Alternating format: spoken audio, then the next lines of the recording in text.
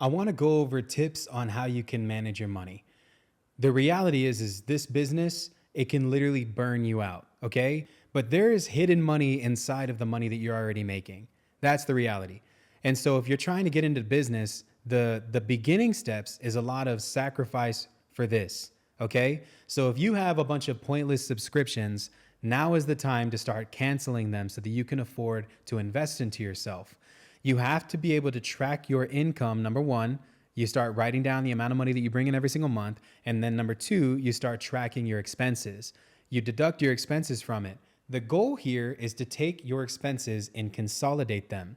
You want to be living as frugally as possible so that you can actually afford other things in this business, like a dialer, like batch leads, PropStream, Deal Machine. There's a lot of different cool softwares that you can use that can actually mitigate the time frame of you finding success in this business.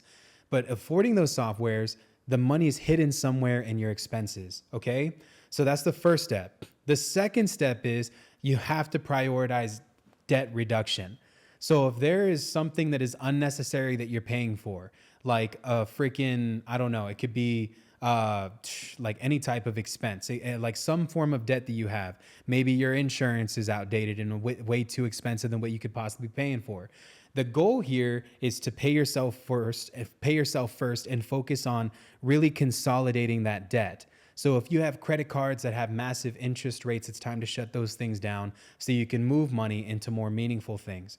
Remember, guys, when you set financial goals for yourself and you truthfully feel you can close and fund your first deal within the next 60 days, which I know that you can, right, and make $10,000, then the goal here is to figure out a way to consolidate these expenses so that you're not bleeding yourself.